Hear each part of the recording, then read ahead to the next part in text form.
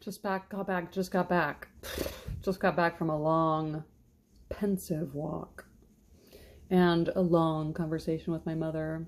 So we're going to continue reading. Chapter 4.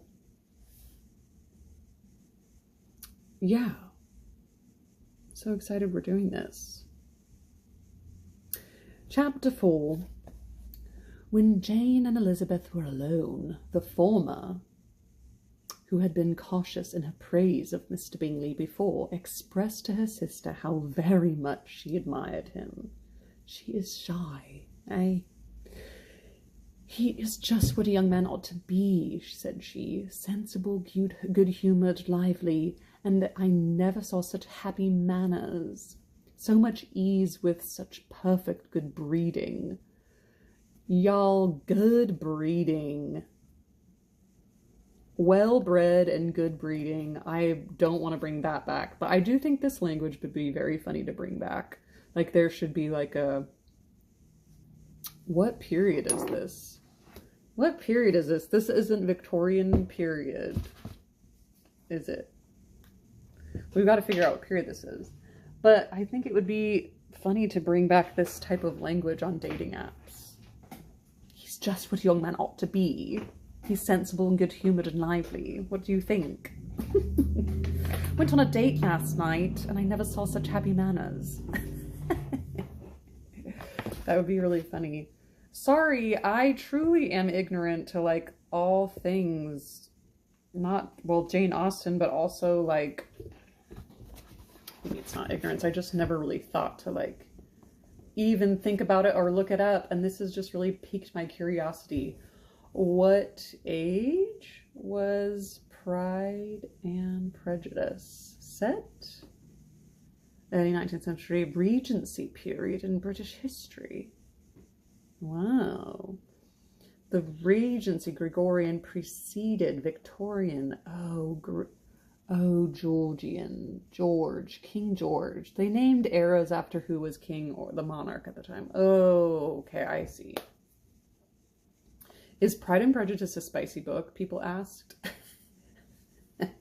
Darcy is very steamy, has been some steamy, spicy moments. Whoa. Must be a different copy than I have. Okay, so Regency period. I'm going to write that down and look up more about that. Like, what other things were in this time period? Like, now that I'm thinking about it, I couldn't tell you when, like, was Marie Antoinette before this? Certainly. I just have to wrap my head around time. You know, it's just difficult. You guys know. He's also handsome, replied Elizabeth, which a young man ought to likewise be, if he possibly can. His character is thereby complete. That's funny. I was very much flattered by his asking me to dance a second time. I did not expect such a compliment. Did you not? I did for you. But that is one great difference between us. Compliments always take you by surprise, and me never. What could be more natural than his asking you again? He could not help seeing that you were about 5 times as pretty as every other woman in the room. No thanks to his gallantry for that. Well, he certainly is very agreeable, and I do give you leave to like him. You have liked many a stupider person. Dear Lizzie! Oh, you are a great deal too apt, you know, to like people in general. You never see a fault in anyone. All the world are good and agreeable in your eyes. I never heard you speak ill of a human being in your life. I would not wish to be hasty in censuring anyone, but I always speak what I think. I know you do, and it is that which makes the wonder. With your good sense, to be so honestly blind to the follies and nonsense of others. Nonsense, I love that. Affectation of candour is common enough. One meets with it everywhere. Sometimes when I read these books, I feel like I don't know English. I feel like this type of reading and writing and speaking is so foreign to my mouth that it's like hard for me to say these words. So we're gonna get, I mean, by the end, this is gonna be better, I promise. But to be candid without ostentation or design, to take the good of everybody's character and to make it still better, and say nothing of the bad, belongs to you alone. We've got to see a person as a whole, good and bad. Jane. And so you like this man's sister too, do you? Their manners are not equal to his. Certainly not at first. But they are very pleasing women when you converse with them. Miss Bingley is to live with her brother and keep his house, and I am much mistaken if we shall not find a very charming neighbour in her. See about that. Elizabeth listened in silence, but was not convinced. Their behaviour at the assembly had not been calculated to please in general, and with more quickness of observation and less pliancy of temper than her sister, and with a judgment too unassailed by any attention to herself, she was very little disposed to approve them. They were, in fact, very fine ladies, not deficient in good humour when they were pleased, nor in the power of making themselves agreeable when they chose it, but proud and conceited. They were rather handsome, had been educated in one of the first private seminaries in town, had a fortune of £20,000, were in the habit of spending more than they ought, and of associating with people of rank, and were therefore in every respect entitled to think well of themselves, and meanly of others. They were of a respectable family in the north of England, a circumstance more deeply impressed on their memories than that their brother's fortune and their own had been acquired by trade. These are long sentences. These are very long sentences. Mr. Bingley inherited property to the amount of nearly 100,000 what?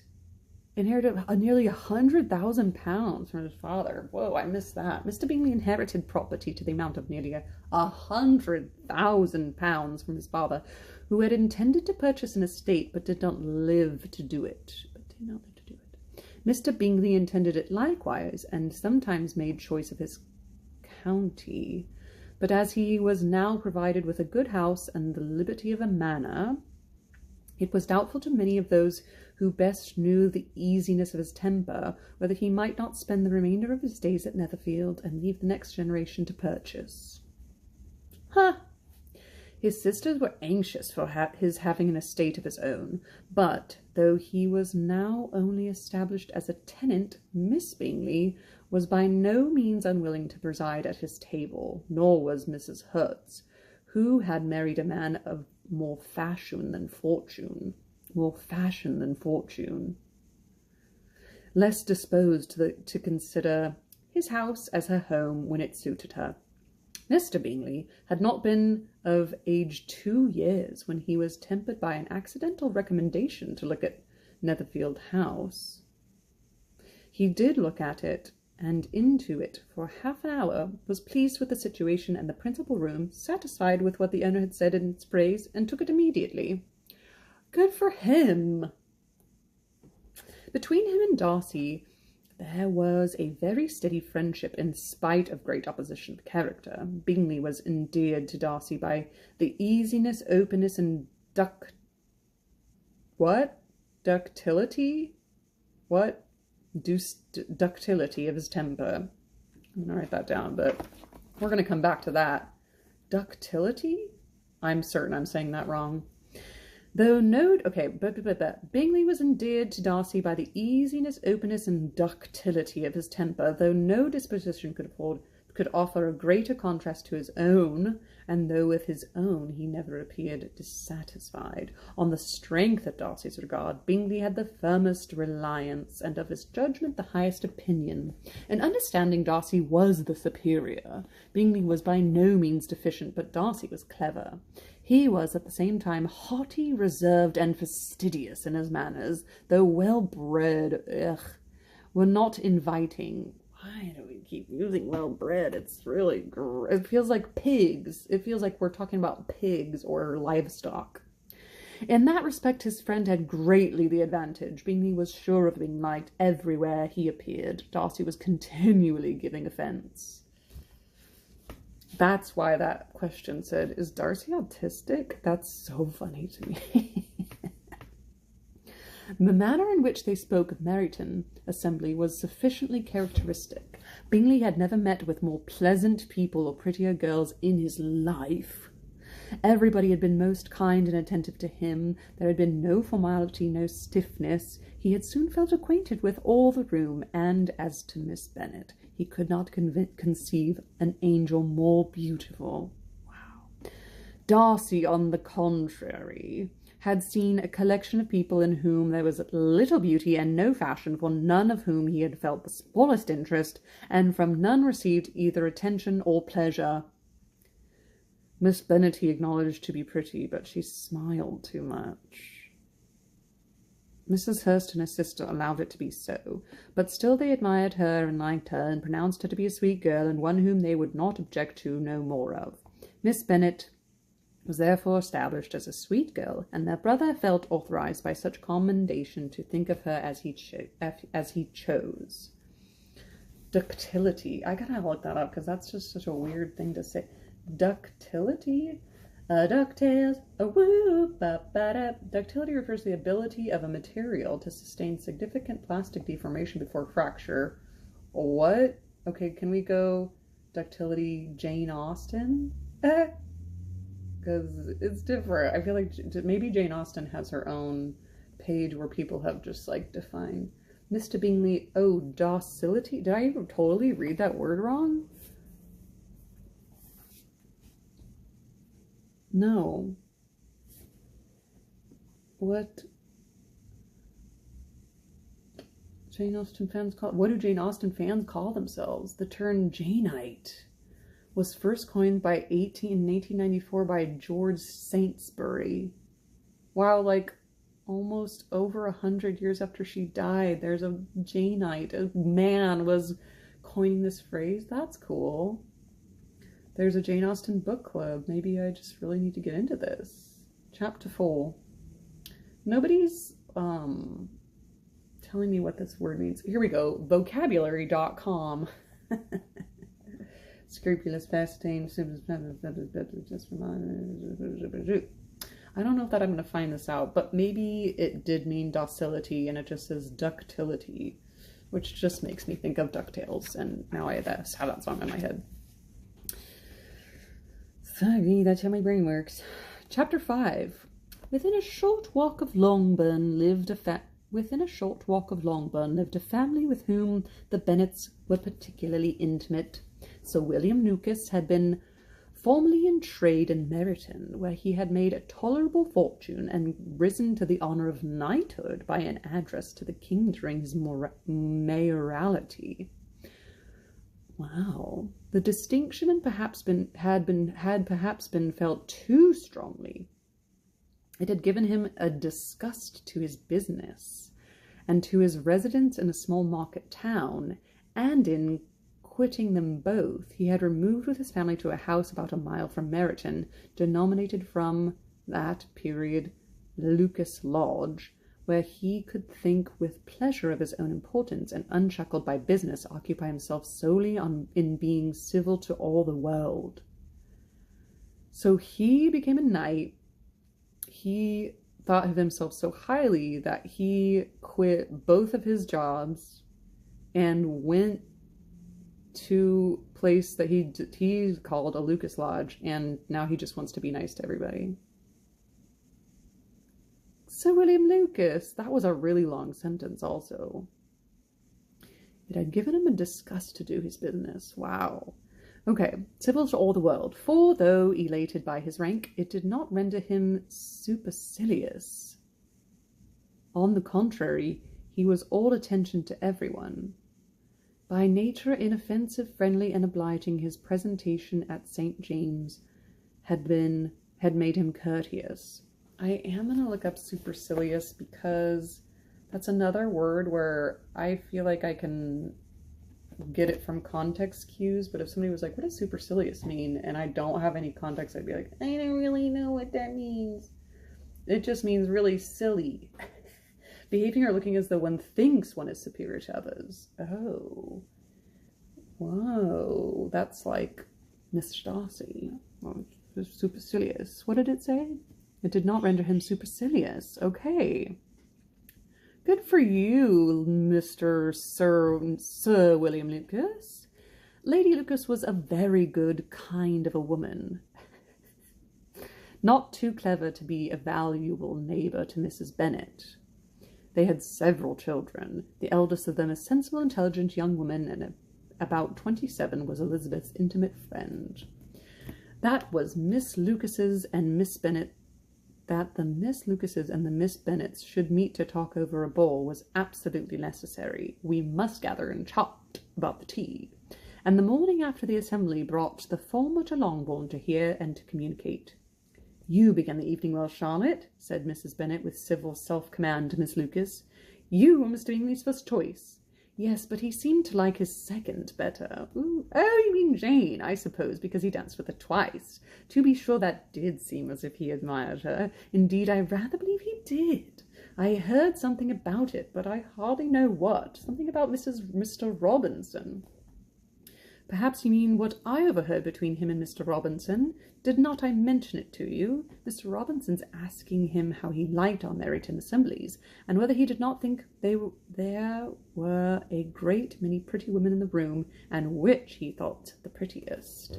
And his answering immediately to the last question, Oh, the eldest Miss Bennet, beyond a doubt. There can't be two opinions on the point. Ooh. Upon my word, well, that is very decided indeed. That does seem as if, but, however, it may all come to nothing, you know. My overhearings were more to the purpose than yours, Eliza, said Charlotte. Mr. Darcy is not so well worth listening to as a friend, is he? Poor Eliza, to be only just tolerable. I beg you would not put it into Lizzie's head to be vexed by his ill treatment, for he is such a disagreeable man that it would be quite misfortune to be liked by him. Mrs. Long told me last night that he has sat close to her for half an hour without once opening his lips.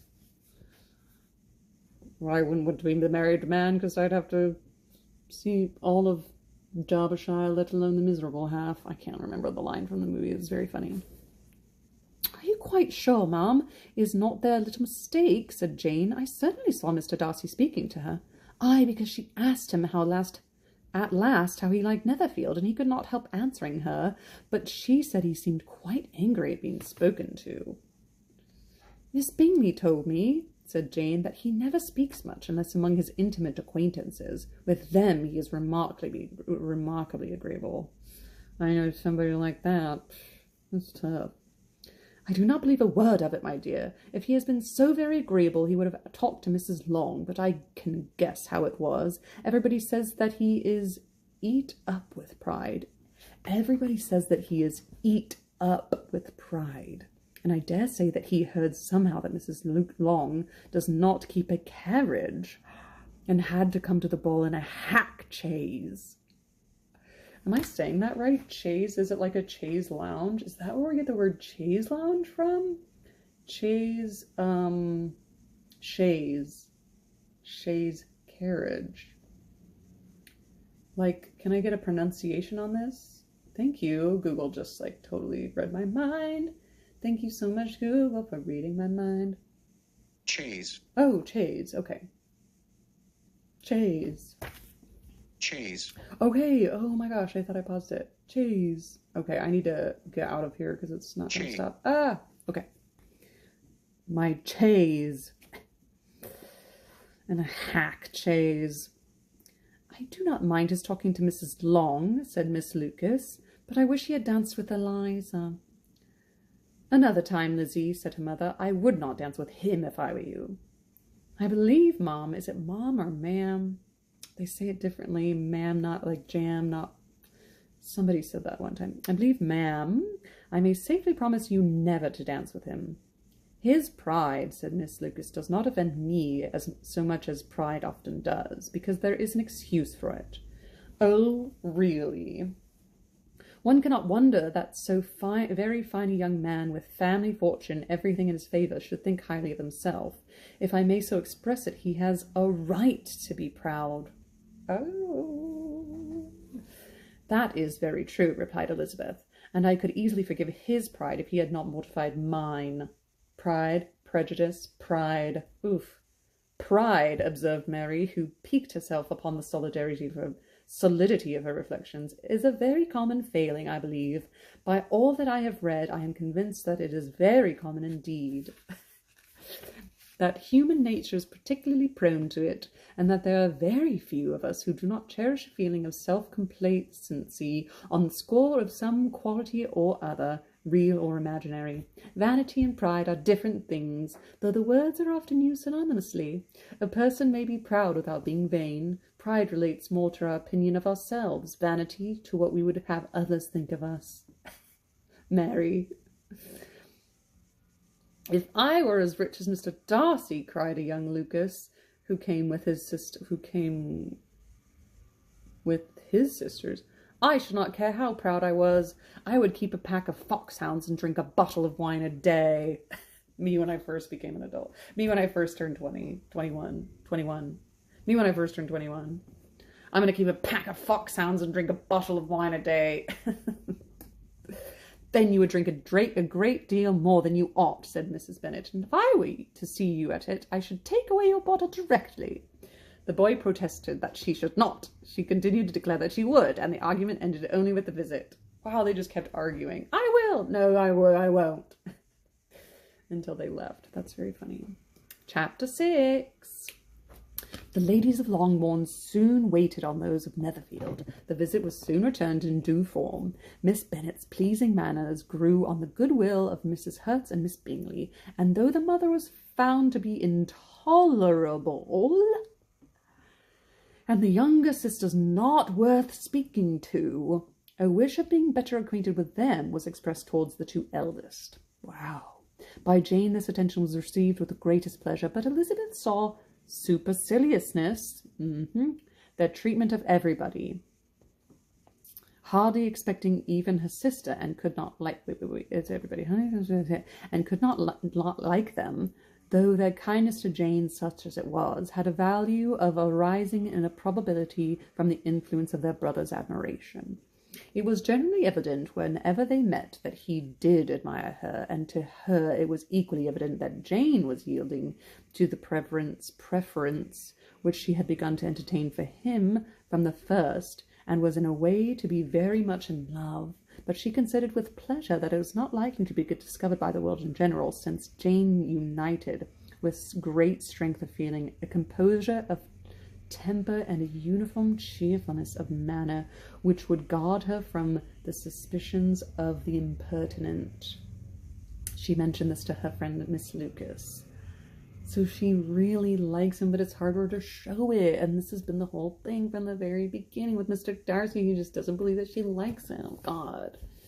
It may perhaps be pleasant, replied Charlotte, to be able to impose on the public in such a case, but it is sometimes a disadvantage to be so very guarded. Jane. If a woman conceals her affection with the same skill from the object of it, she may lose the opportunity of fixing him, and it will then be but poor consolation to believe the world equally in the dark.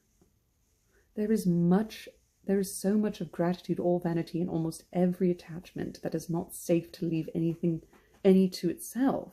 We can all begin freely. A slight preference is natural enough, but there are very few of us who have heart enough to be really in love without encouragement. In 9 cases out of 10, a woman had better show more affection than she feels. Bingley like your sister undoubtedly, but he may never do more than like her if she does not help him on.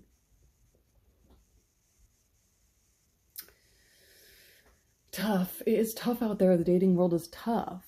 I just want to be myself, and I just want to be who I am, and I don't want to have to be more affectionate than I want to be. I just want to say, like, yeah, I like you, and have somebody be like, cool, I believe what you're saying. This is tough. But she does not help him on as much as her nature will allow. But she does help him on as much as her nature will allow. If I can perceive her regard for him, he must be a simpleton indeed not to discover it too. And they just never got opportunity to be alone with each other very much, to be like, do you like me because I like you? Tough. Remember, Eliza, that he does not know Jane's disposition as you do. But if a woman is partial to a man and does not endeavour to conceal it, he must find it out. Perhaps he must, if he sees enough of her. Exactly, Charlotte, that's exactly what I'm saying. Perhaps he must if he sees enough of her, but though Bingley and Jane meet tolerably often, it is never more than for many hours together, and, as they always see each other in large mixed parties, it is impossible that every moment should be employed in conversing together. Jane should therefore make the most of every half hour in which she can command his attention. Every half hour. When she is secure of him, there will be more leisure for falling in love as much as she chooses. Get to know each other first and then fall in love. Your plan is a good one, replied Elizabeth, where nothing is in question but the desire of being well married, and if I were determined to get a rich husband, or any husband, I dare say I should adopt it. But these are not Jane's feelings. She is acting by design. As yet she cannot even be certain of the degree of her own regard, nor of its reasonableness. She has known him only a fortnight. She danced 4 dances with him at Meryton. She saw him one morning at his own house, and has since dined with him in company 4 times. This is not quite enough to make her understand his character. Not as you represent it. Had she merely dined with him, she might only have discovered whether he has had a good appetite. That's funny. But you must remember that 4 evenings have also been spent together, and 4 evenings may do a great deal. Get it together, ladies. Yes, these 4 evenings have enabled them to ascertain that they both like... I don't know how to say this word. Vington? Better than commerce? I have to look that up right now or I'm going to forget. What is all this? What is it? Vington. What is it? Oh, it's a game. Oh, gambling game using cards. The object is to hold cards having a higher account than those dealt to the banker, but not exceeding 20. Oh, it's blackjack. 21. Wow, these people are gambling, huh? How do I say this? Pronunciation. Thank you for listening to me. Let's just listen. What's this say? Hold on. These pronunciation videos do not need to be a minute long. French. Vingt-et-un. I don't know if I'm so bad at French. I'm not even gonna. Vingt-et-un. It doesn't sound like it's so in the back of the throat. Vingt-et-un. The influence of it talking about their commerce. Commerce must also be another card game that I don't know about. But with respect to any other leading characteristic, I do not imagine that much has been unfolded. Folding the cards. That's so funny. It is like fun play on words. Well, said Charlotte, I wish Jane success with all my heart, and if she were married to him tomorrow, I should think she has as good a chance of happiness as if she were to be studying his character for 12 months. Happiness in a marriage is entirely a matter of chance. Surprise.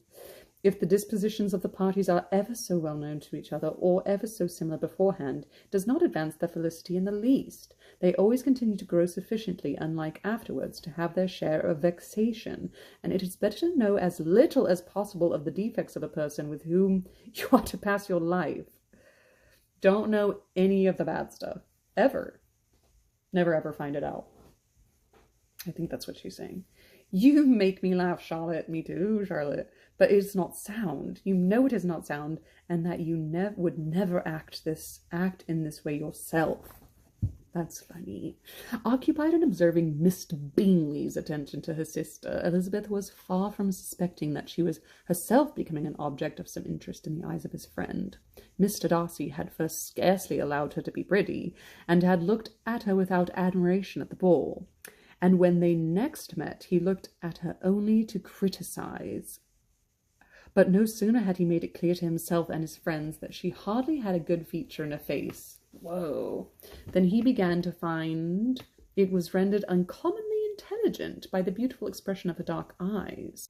To this discovery succeeded some others equally mortifying.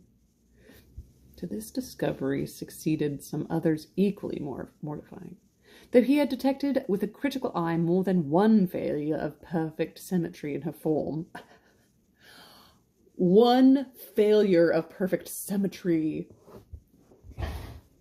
My God. He was forced to acknowledge her figure to be light and pleasing, and in spite of his asserting that her manners were not those of the fashionable world, he was caught by their easy playfulness. He loves a playful girl. Of this she was perfectly unaware. To her he was only the man who made himself agreeable nowhere, and who had not thought her handsome enough to dance with. He began to wish to know her more, and as a step towards conversing with her, attended to her conversation with others. His doing so drew her notice. It was Sir William Lucas's, where a large party were assembled. "What does Mr. Darcy mean," said she to Charlotte, "by listening to my conversation with Colonel Forster?" Forster.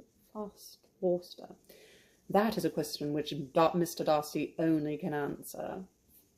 But if he does it any more, I shall certainly let him know that I see what he is about. He has a very satirical eye, and if I do not begin by being impertinent myself, I shall soon grow afraid of him. On his approaching them soon afterwards, though without seeming to have any intention of speaking, Miss Lucas defied her friend to mention such a subject to him, which immediately provoking Elizabeth to do it, she turned to him and said, "Do you not think, Mr. Darcy, that I expressed myself uncommonly well just now, when I was teasing Colonel Forster's to give us a ball at Meryton?" "With great energy, but it is always a subject which makes a lady energetic." "Are you so severe on us?" It will be her turn soon to be teased. It will be her turn soon to be teased, said Miss Lucas. "I'm going to open the instrument, Eliza, and you know what follows." "You are a very strange creature by way of a friend. Always wanting me to play and sing before anybody and everybody. If my vanity had taken a musical turn, you would have been invaluable. But as it is, I would really rather not sit down before those who must be in the habit of hearing the very best performers." On Miss Lucas's persevering, she added, "Very well, if it must be so, it must." And gravely glancing at Mr. Darcy, "There is a fine old saying, which everybody here is, of course, familiar with, 'Keep your breath to cool your porridge.' And I shall keep mine to swell my song. Keep your breath to cool your porridge." I don't know, but I'm going to write that down. Porridge. Keep your breath. There must be a saying nowadays that is just like this. Porridge. It's Goldilocks. When was Goldilocks? Just kidding. Porridge, and she keeps it on. Her performance was pleasing, though by no means capital. After a song or two, and before she could reply to the entreaties of several that she would sing again, she was eagerly succeeded at the instrument by her sister Mary, who, having in consequence of being the only plain one in the family, worked hard for knowledge and accomplishments, was always impatient for display. Mary had neither genius nor taste, and though vanity had given her application, it had given her likewise a pedantic air and conceited manner, which would have injured a higher degree of excellence than she had reached. Elizabeth, easy and unaffected, had been listened to with much more pleasure, though not playing half as well, and Mary, at the end of a long concerto, was glad to purchase praise and gratitude by Scotch and Irish airs, at the request of her younger sisters, who, with some of the Lucases and 2 or 3 officers, joined eagerly in dancing at one end of the room. Fun! Mr. Darcy stood near them in silent indignation at such a mode of passing the evening, to the exclusion of all conversation, and was too much engrossed by his thoughts to perceive that Sir William Lucas was his neighbour. Still Sir William thus began. "What a charming amusement for young people this is, Mr. Darcy. There is nothing like dancing after all. I consider it as one of the finest refinements of polished society." "Certainly, sir, and it has the advantage also of being in vogue amongst the less polished societies of the world. Every savage can dance." Sir William only smiled. "Your friend performs delightfully. I love a man who can just be bothered and changed and unaffected by somebody saying something like that to you, where he's just like, this is so fun and I might be taken down by your crap. Your friend performs delightfully, he continued after a pause on seeing Bingley join the group, and I doubt not that you are an adept in the science yourself, Mr. Darcy. You saw me dance at Meryton, I believe, sir. Yes, indeed, and received no inconsiderable pleasure from the sight. Do you often dance at St. James? Never, sir. Do you not think it would be proper compliment to the place? It is a compliment which I never pay to any place if I can avoid it. You have a house in town, I conclude? Mr. Darcy bowed. I had once some thought of fixing in my town myself, for I am fond of superior society, but I did not feel quite certain that the air of London would agree with Lady Lucas. He paused in hopes of an answer, but his companion was not disposed to make any, and Elizabeth at that instant moving towards them, he was struck with the action of doing a very gallant thing, and called her out. My dear Miss Eliza, why are you not dancing? Mr. Darcy, you must allow me to present this young lady to you as a very desirable partner. You cannot refuse to dance. I am sure when so much beauty is before you. Oof, an elderly matchmaker. Oof. Elderly, I don't know how old he is actually. He's probably like in his 40s, and they're like, oh, he's about to die. And taking a hand, he would have given it to Mr. Darcy, who, though extremely surprised, was not unwilling to receive it, when she instantly drew back and said with some discomposure to Sir William, Indeed, sir, I have not the least intention of dancing. I entreat you not to suppose that I moved this way in order to beg for a partner. Mr. Darcy, with grave propriety, requested to be allowed the honour of her hand, but in vain. Elizabeth was determined, nor did Sir William at all shake her purpose by his attempt at persuasion. You excel so much in the dance, Miss Eliza, that it is cruel to deny me the happiness of seeing you, and though this gentleman dislikes the amusement in general, he can have no objection, I am sure, to oblige us for 1/2 hour.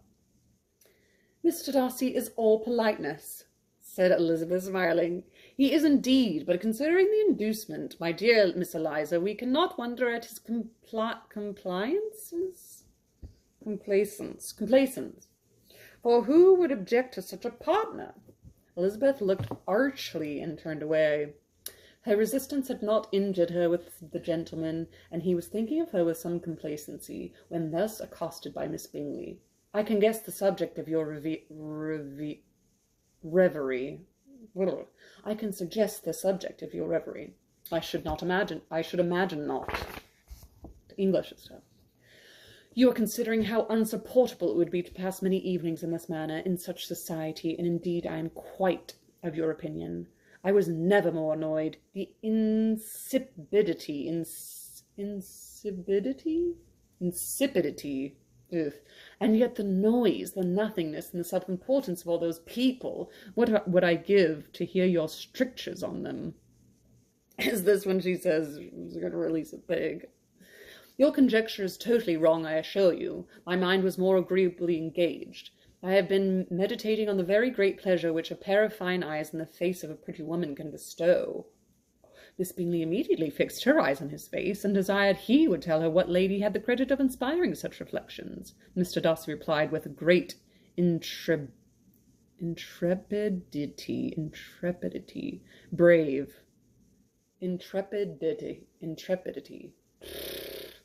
Miss Elizabeth, I'm going to move on. Miss Elizabeth Bennet.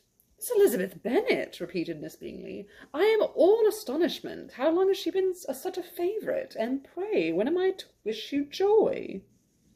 Cheeky, she's so cheeky, but in a bad way, whatever that word is, in British Regency era. That is exactly the question which I am expected you to ask. A lady's imagination is very rapid. Jumps from aberration to love, from love to matrimony in a moment. I knew you'd be wishing me joy. Nay, if you are serious about it, I shall consider the matter absolutely settled. You'll be having a charming mother-in-law indeed, and of course she will always be at Pemberley with you. He listened to her with perfect indifference while she chose to entertain herself in this manner, and his composure convinced her that all was safe. Her wit flowed long. She is long-winded and giving... Shush, Miss Bingley, golly. All right, happy reading, everybody. Thanks for joining me once again. Bye.